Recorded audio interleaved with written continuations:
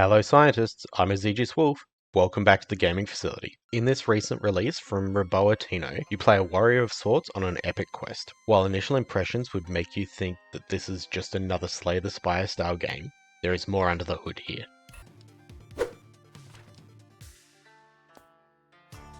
In a perfect meeting of two game styles, Shogun Showdown is a roguelike that takes a lot of what is great from the mechanics of games like Slay the Spire and Darkest Dungeon and combines them to make an arguably better outcome. Your task is to traverse the world map in a similar but cut down style of the Slay the Spire map and take down the corrupted Shogun in a final showdown, as the game's name implies. Enemies' intentions are always telegraphed, meaning you should never be surprised during any round. This means that even with Shogun Showdown's action-themed fighting, this is more of a combat puzzler where you are given all of the information. Those who are familiar with Into the Breach will recognize this approach to keeping all the information up front. Movement in this game matters in a big way. Are you about to be attacked by an enemy?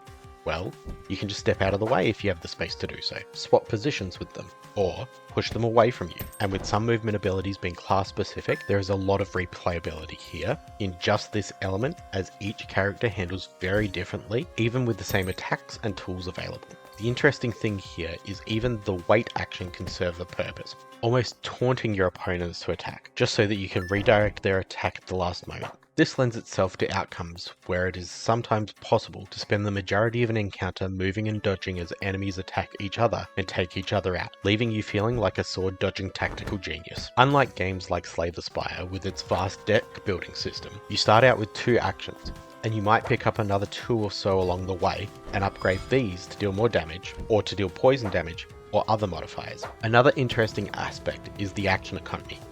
Each action takes a certain number of rounds to recover, so you can't just spam your most powerful moves over and over and need to be more conscious of how you proceed. This is also seen in the action stacking, where you can add up to 3 actions in your attack, allowing you to take an enemy out in close combat and then dash towards a ranged enemy and strike him and the enemy behind him with a spear, allowing you sometimes to eliminate up to 3 enemies in a single attack or more. The graphics feel like the aesthetic from Mark of the Ninja if it had been given an arcade makeover with a more cartoony vibe in a pixel art format, and this makes for a charming and easy to interpret user interface where everything is pleasing to the eye. Combined with the info button, this means that while you might encounter new symbols or actions from time to time, you can immediately find out what they do and then turn off the info so that you don't have cumbersome tooltips taking up space if you don't need them. The sound design and music is exactly what you would expect from a game like this, with an upbeat arcade soundtrack fused with popular traditional sounds that many ninja-style games incorporate into their gameplay.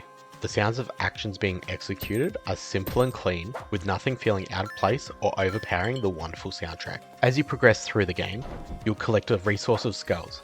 This is the game's meta currency that you can use to unlock more abilities and skills for later run-throughs, with skills taking the same role and function as relics in Slay the Spire. You'll also get items that you can use during your run that could provide healing, cause status effects to your enemies, or even manipulate how their actions will play out or modify positioning on the battlefield.